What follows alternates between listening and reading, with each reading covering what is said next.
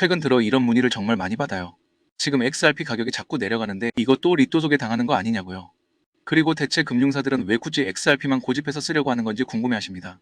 만약 나중에 은행들이 XRP 말고 다른 걸 쓰자고 해버리면 그때는 어쩌냐는 거죠.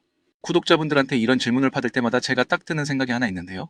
아직도 XRP가 왜 이렇게 특별한 건지 그 진짜 가치를 잘 모르고 계시는구나 하고요. 그래서 오늘은 여러분들의 멘탈을 확실하게 잡아드리기 위해서 아주 알기 쉽게 설명해 드릴 겁니다. 영상 끝까지 집중해서 들으시면 무조건 이렇게 말씀하시게 될 겁니다. 와, 이래서 XRP 말고는 대안이 없다고 하는 거구나 하고요. 자, 여러분 그럼 지금부터 정말 마음 단단히 먹고 확실하게 한번 파헤쳐 보겠습니다. 딴 데 보지 마시고 집중하세요.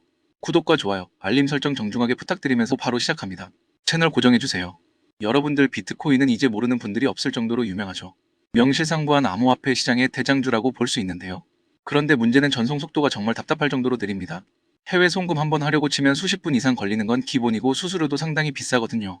그래서 기관들 입장에서는 비트코인을 송금용 화폐로 쓰기가 어렵습니다. 가치를 저장하는 수단이나 투자 자산으로라면 몰라도 실생활 결제나 글로벌 송금에는 영 맞지 않다는 거죠. 그럼 스테이블 코인은 어떠냐고요? 그거 요즘 뉴스에도 자주 나오던데 말이죠. 맞습니다. 최근에는 테더나 USDT, USDC 같은 스테이블 코인을 많이 사용하는 추세긴 합니다. 한 달러랑 가치가 거의 동일하게 움직이니까 가격도 안정적이고요. 하지만 문제는 이게 막상 환전하려면 꽤 귀찮고 생각보다 제약사항이 많다는 겁니다. 첫 번째로는 속도 문제랑 가스비 문제가 발목을 잡아요. 예를 들어 이더리움 기반의 스테이블 코인으로 송금을 하려고 하면 진짜 가스비가 말도 안 되게 비싸게 나올 때가 있거든요. 한번 보내는데 몇만 원에서 심할 땐 수십만 원까지 깨지는데 웃긴 얘기 같지만 이게 현실입니다. 그리고 두 번째 문제는 통화상이 부족하다는 건데 제가 예를 좀 들어볼게요. 트론 USDT랑 이더리움 USDC를 거래하고 싶은데 이 둘을 바로 맞바꿀 수 있는 통화상이 없으면 어떻게 해야 할까요?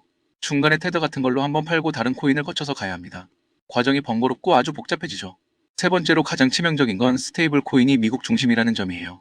즉 정치적인 입김에 아주 큰 영향을 받는다는 뜻입니다. 갑자기 정권이 바뀌어서 금지 때려버릴 수도 있고 규제 리스크가 항상 꼬리표처럼 따라다녀요. 글로벌 기관들 입장에서 보면 이게 정말 무시 못할 거대한 리스크죠. 그렇다면 XRP는 도대체 뭐가 다른 걸까요? XRP는 다른 암호화폐들이랑 태어난 목적부터가 완전히 다릅니다. 일반적인 코인들은 그냥 기술적으로 좀 더 빠르고 싸게 만드는 데에 초점을 맞췄거든요. 그런데 XRP는요, 애초에 만들 때부터 브릿지 통화로 설계된 자산이에요. 말 그대로 서로 다른 통화들을 연결해주는 즉 다리 역할을 하기 위해 태어난 거죠. 예를 한번 들어볼게요. 한국 돈 원화를 미국 달러로 바꾸고 싶다고 칩시다. 그런데 거래소에 원화랑 달러를 바로 바꾸는 거래상이 없다면 어떻게 해야 될까요? 중간에 XRP 하나만 딱 거치면 해결되는 겁니다. 원화에서 XRP로, XRP에서 다시 달러로 이렇게요. 이게 가능한 이유는 XRP가 거의 모든 통화상과 연결되어 있기 때문이거든요. 이런 식으로 중립적인 위치에서 빠르고 저렴하고 확장성 좋게 브릿지 통화로 쓰일 수가 있다는 겁니다. 선생님 그러면 XRP 말고 다른 걸 브릿지 통화로 만들면 되잖아요. 이 질문도 진짜 많이 받았는데 그럼 그냥 트론이나 도지코인을 브릿지 통화로 쓰면 되지 않나요? 여러분들 하지만 이게 현실적으로는 불가능합니다. 전 세계 단일 화폐로 인정을 받으려면 정말 까다로운 조건들을 전부 다 충족해야 하거든요. 지금부터 그 조건들을 하나하나 설명해 드릴게요. 이걸 다 듣고 나시면 이건 진짜 XRP 말고는 못하겠구나 하는 생각이 드실 겁니다. 그럼 지금부터 금융기관이 진짜로 채택해서 쓸 수 있는 디지털 화폐가 되려면 꼭 갖춰야 할 필수 조건들을 하나씩 알려드릴게요. 이게 제가 지어낸 말이 아니고요.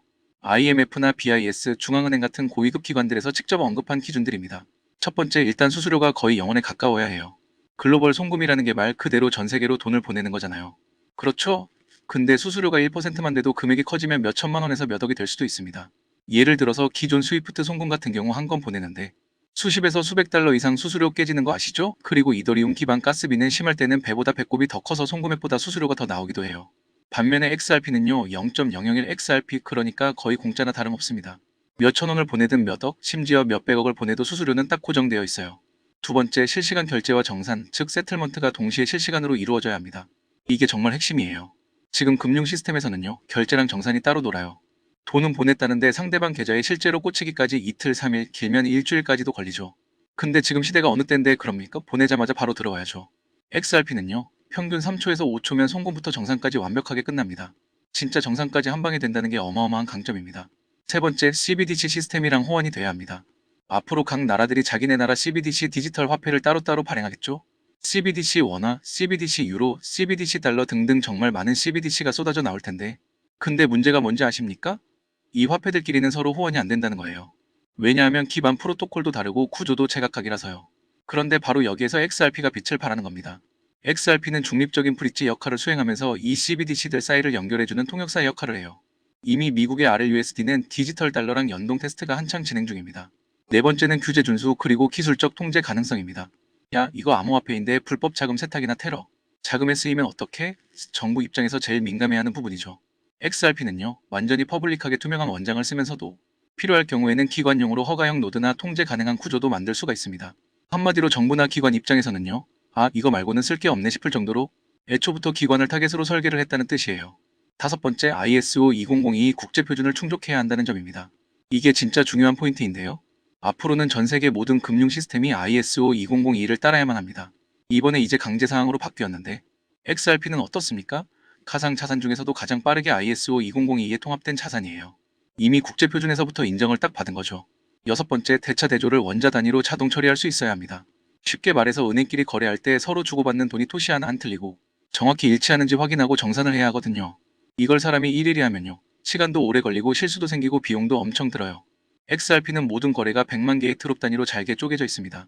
즉 1XRP는 100만 드롭이라는 건데, 그래서 송금, 정산, 확인 같은 과정들이 정말로 정밀하고 정확하게 딱 떨어지게 계산이 됩니다. 기존의 사람들이 수작업으로 뭉뚱그려 정산하는 구시대적 방식과는 비교조차 할 수 없죠. 이렇게 드롭 단위로 정산하면 뭐가 좋냐면요, 한치의 오차도 없이 정산이 가능하고 대규모 거래에서도 금액 불일치가 발생하지가 않아요. 전 세계 어디든 누구에게든 똑같은 정밀도를 유지하고 이게 전부 다 3초에서 5초 안에 처리가 되는 겁니다. 느려 터지게 일괄 정산하는 기존 은행 시스템하고는 아예 게임 자체가 안 되는 거죠. 아시겠지만 이미 금융기관 테스트에서도 다 증명이 됐고요.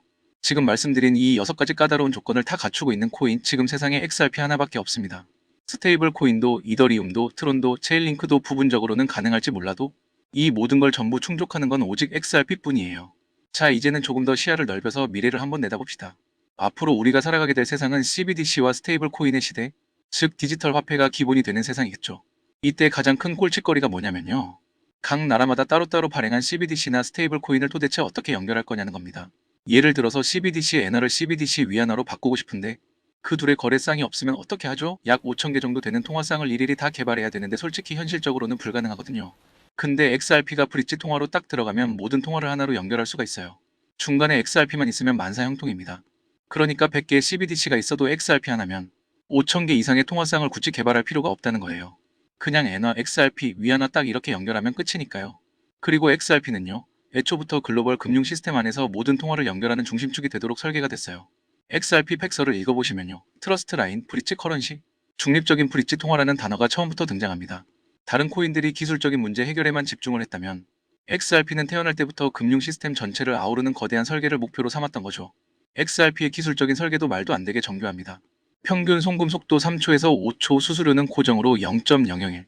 XRP 초당 처리 가능한 거래수는 수천 건 이상. 이거는 그냥 소액으로 개인끼리 보내는 용도가 아니라 애초에 기관 단위의 대규모 송금을 염두에 두고 만든 구조라는 겁니다. 그러니까 쉽게 비유를 들자면 비트코인은 자전거, 이더리움은 오토바이, XRP는 KTX, 고속철도 같은 거예요. 완전히 서로 용도가 다르다는 거죠.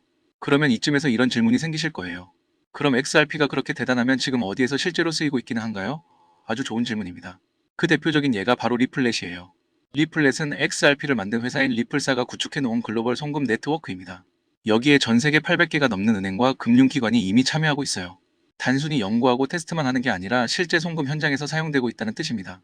특히나 이 안에 있는 핵심 시스템이 바로 ODL, 온디맨드 유동성, 즉 필요할 때 유동성을 바로바로 공급하는 시스템인데요. 이게 뭐냐면 송금을 할 때 은행이 미리 외화를 쟁여놓을 필요 없이 XRP를 통해 실시간으로 환전하고 바로 정산까지 끝내버리는 방식이에요. 기존 방식은 송금을 할 때마다 중개 은행들이 줄줄이 껴서 수수료 떼가고 시간도 한참 걸렸는데 ODL은 중간 과정이 아예 싹 사라집니다. 그냥 XRP를 중간에 거치면 끝이에요. 빠르고 싸고 실시간으로요. 그리고 여기서 또 중요한 사실. 지금 이 순간에도 매일매일 실제 돈이 XRP를 통해서 이동하고 있다는 겁니다. 대표적으로 일본의 SBI, 필리핀의 코인스, 미국의 뱅크 오브 아메리카, 멕시코, 인도, 동남아시아 등 수많은 지역의 송금 시장에 이미 리플렛과 XRP가 깊숙하게 파고들어 있어요. 자, 여기서 또 하나의 빅포인트가 있습니다. XRP는 ISO 2002 국제금융 메시지 표준을 가상 자산 중에서 가장 먼저 통과한 자산이에요. 이건 말 그대로 전 세계의 모든 은행들이 공통으로 쓰는 언어를 XRP가 제일 먼저 마스터했다는 셈입니다. 2025년도에 드디어 이 ISO 2002가 도입이 되었는데 XRP는 이미 준비를 다 끝내놨잖아요. 실제로 적용까지 되고 있는 상태고요. 그러니까 정리를 해드리자면 XRP는 단순히 속도만 빠른 코인이 아닙니다.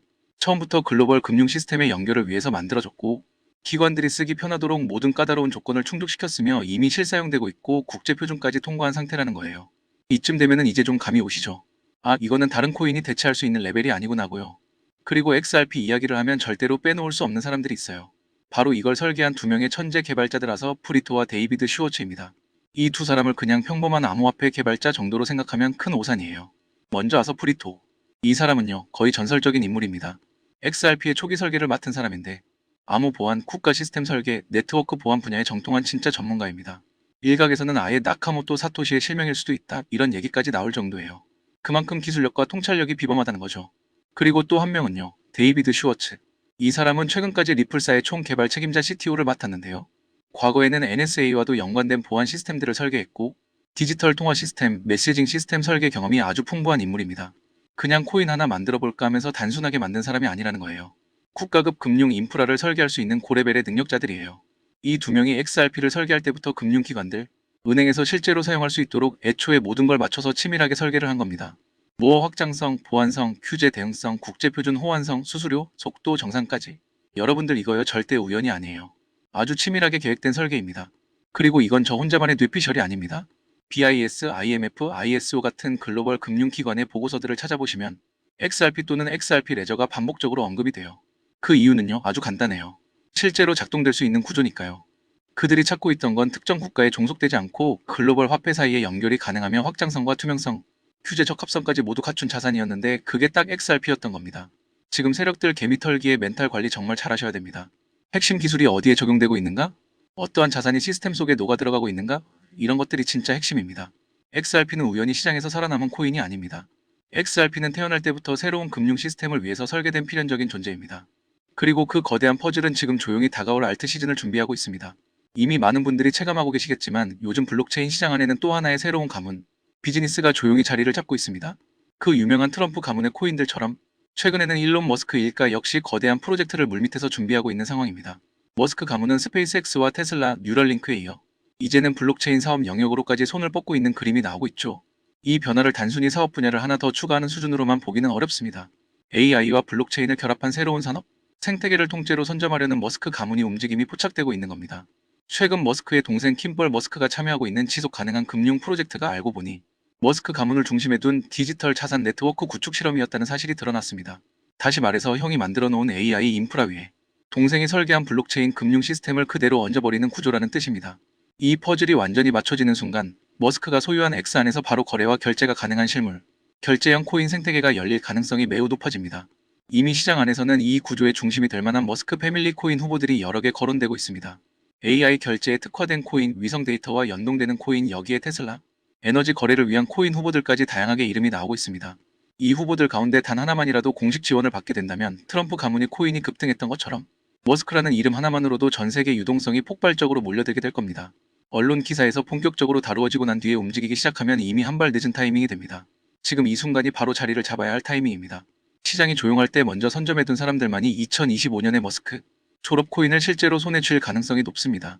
저 역시 오늘 영상의 마지막 부분에서 이 프로젝트와 연결된 구체적인 코인 이름들, 그리고 현재 기관 자금이 유입되고 있는 초기 단계의 데이터까지 한 번에 정리해서 공유해 드리려고 합니다.